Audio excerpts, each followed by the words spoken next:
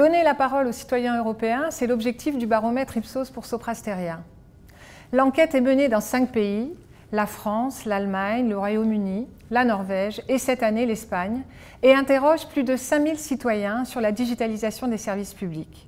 C'est un dispositif ambitieux qui permet au gouvernement de mieux comprendre les attentes des citoyens pour mieux orienter ses efforts en matière de numérisation. Les citoyens reconnaissent les efforts conduits par les pays sur la numérisation des services publics, mais la situation reste très contrastée selon les pays. On peut parler d'une Europe à 2 vitesses.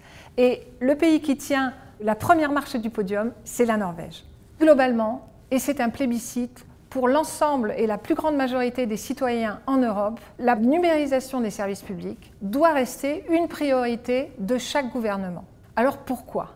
Pourquoi cette impatience et pourquoi ces attentes si fortes? Le principal enseignement de cette enquête, plutôt qu'une numérisation des services publics, le citoyen, et ce dans tous les pays, attend qu'on lui simplifie la vie. Les priorités sont claires. Mieux coordonner les administrations pour proposer un accès unique aux services publics et priorité à la santé, priorité à l'emploi, priorité à l'éducation, plutôt qu'à la fiscalité.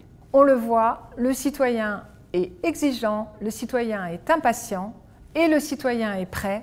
À nous d'accélérer pour mettre au cœur des transformations ses préoccupations.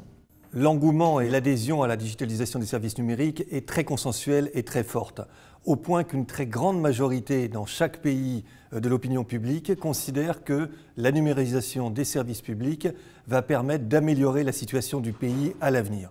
C'est donc un levier pour les opinions publiques extrêmement puissant. Mais il y a quand même 3 conditions à observer, 3 freins qui peuvent également s'exprimer. Premier frein, la crainte d'une utilisation malicieuse ou néfaste des données personnelles que nous pourrions déposer, chacun d'entre nous, à travers ces services numériques. Chez les personnes qui ont entendu parler du RGPD, la confiance est malgré tout plus importante, preuve qu'il y a là un sujet qui véritablement implique les citoyens, mais il faut prendre garde à cette tendance montante d'une inquiétude sur l'utilisation des données personnelles. Deuxième crainte, le facteur humain. Il faut qu'il y ait, pour ceux qui auraient du mal à utiliser ces services digitaux, il faut qu'il y ait un accompagnement humain. Ils nous le disent dans tous les pays et c'est là aussi un point que les gouvernements doivent prendre en compte.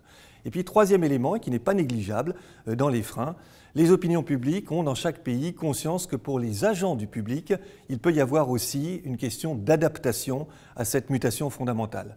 Donc vous le voyez, elle est approuvée, elle est plébiscitée, elle est porteuse de grands espoirs, mais les pouvoirs publics doivent aussi être attentifs à ces 3 éléments, protection, adaptation et présence humaine qui ne doit pas totalement disparaître.